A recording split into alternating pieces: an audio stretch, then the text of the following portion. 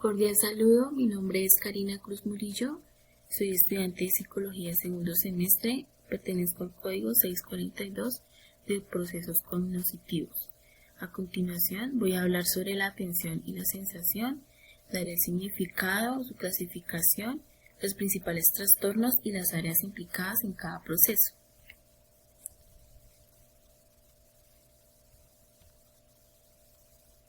La atención se conoce como atención a aquello que nosotros vemos o oímos. De esta manera nuestro cerebro empieza a obtener atención de la información externa que se ve u oye y al mismo tiempo realizar otra actividad.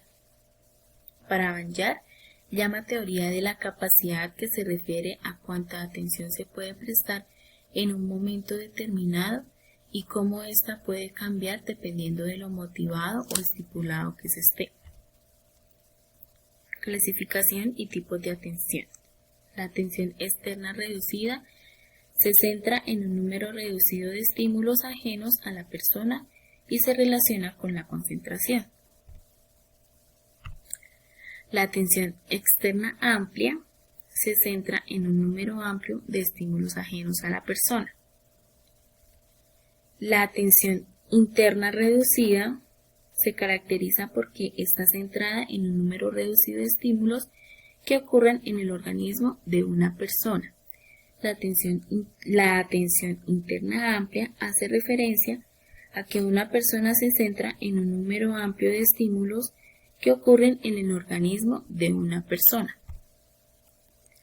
Según la actitud del individuo, la atención voluntaria ocurre cuando el individuo hace un esfuerzo activo o consciente para dirigir la atención.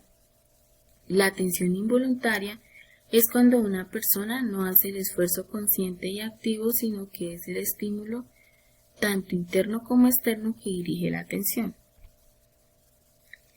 Según las manifestaciones motoras y fisiológicas, la atención abierta, el foco de la atención y los receptores de interés tienen su orientación en la fuente de atención. Es decir, que cuando alguien nos habla, estamos de frente atendiendo tanto a su lenguaje verbal como a su lenguaje no verbal. La atención encubierta, el foco de atención y los receptores se disocian. Es decir, que cuando estamos prestando atención a la televisión acompañados por nuestra pareja, y en realidad estamos escuchando lo que nuestra pareja está hablando por teléfono. La atención según la modalidad sensorial. La atención visual se refiere a la disposición espacial. Esto permite detectar los estímulos en un contexto visual complejo. La atención auditiva se percibe cuando elegimos lo que escuchamos. Otros tipos de atención. Tenemos la atención selectiva o atención focalizada, que es la que tiene la capacidad de seleccionar y focalizar la atención determinada en un estímulo concreto o tarea determinada. La atención dividida tiene la capacidad de cumplir el foco de atención de un estímulo a otro. La atención sostenida tiene la atención durante un largo periodo de tiempo, y la atención concentrada es la que tiene la capacidad de una persona de centrar su atención de forma mantenida y constante. Los principales trastornos. Tenemos la aprocepsia, que se define como la ausencia total de atención. La pseudoaprocepsia, que es la que se utiliza para hacer referencia a casos que aparentemente se corresponden con los signos de la aprocepsia, pero que sin embargo no implican verdaderas alteraciones de la atención. Tenemos la hiperprocepsia, que es la que desestabiliza la atención y empeora el rendimiento. O tenemos la paraprocepsia, que es la que se da por trastornos como la hipocondria, en que el exceso de preocupación por ciertos signos físicos pueden incrementarlos. Es decir, que es similar a la inestabilidad atencional. Tenemos la distrabilidad, trastorno por déficit de atención con hiperactividad. Los episodios trastornados o los estados crepusculares propios de la epilepsia se producen en una marcada inestabilidad del foco atencional.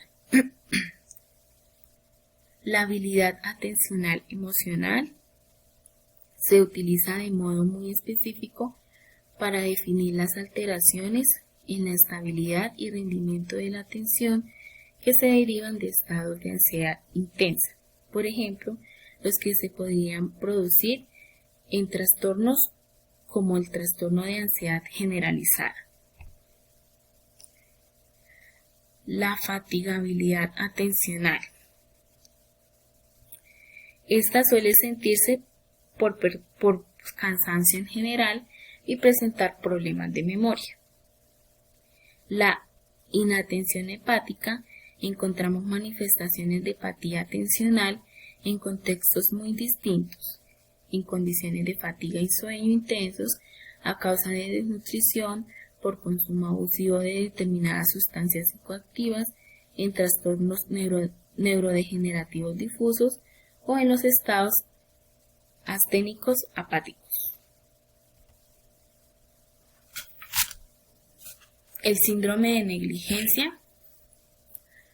Los síntomas más representativos incluyen la negligencia espacial, la inatención y la asinesia para una mitad del cuerpo y del campo visual.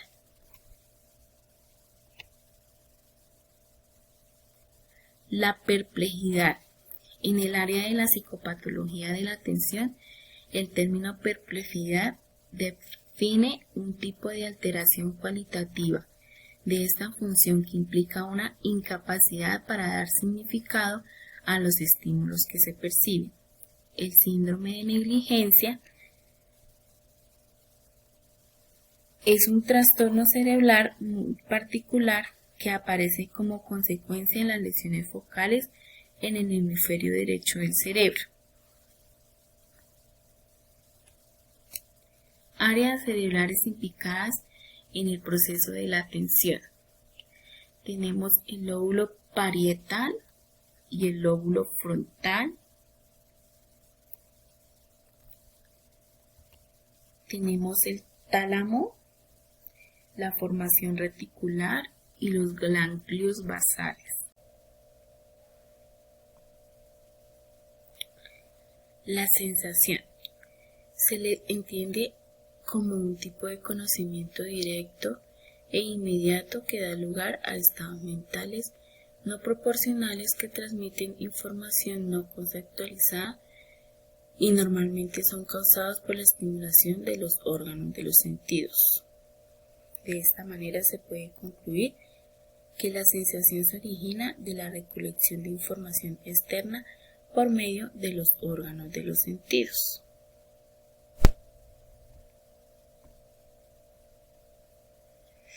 La clasificación y tipos de sensación. Tenemos sensación por sentidos externos como la vista, el tacto, el sentido auditivo, el olfato y del gusto. De la vista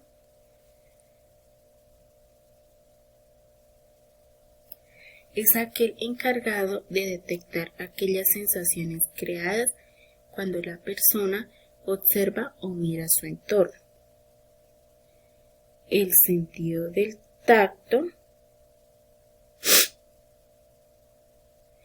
es aquel cuyas sensaciones responden a los cambios en la superficie del cuerpo, es decir, la piel de la persona, la cual puede sentir todo aquel estímulo o elemento que lo toque. El sentido del gusto es aquella sensación producida por una reacción química que se da cuando una sustancia es detectada por las células receptoras del gusto. El sentido del olfato tiene la capacidad para percibir los aromas y olores del medio. Es conocido como sentido del olfato. El sentido auditivo conocido como el oído. Este sentido nos permite detectar los sonidos que llegan al mecanismo interno del organismo auditivo. Por otra parte, tenemos los sentidos internos que incluyen el sentido sinestésico y el sentido kinestésico. El sentido kinestético hace referencia a la capacidad de detectar la posición de los músculos, así como la capacidad para ser consciente de la posición y postura de nuestro cuerpo en relación a lo que nos rodea. El sentido sinestésico es uno de los menos conocidos y él es el que se encarga de detectar el conjunto de sensaciones internas de nuestro cuerpo.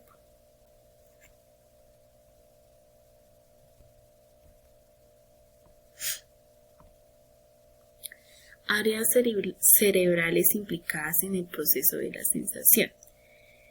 Para conocer las áreas sensoriales involucradas en el proceso de sensación, se dan a partir de la información detectada por cada uno de los órganos de los sentidos. En este caso se evidencia que cada sentido tiene una función y recolecta información que viaja directamente a nuestro sistema nervioso central o al cerebro, en el cual es el encargado de organizar y dar significado a dicha información. Muchísimas gracias.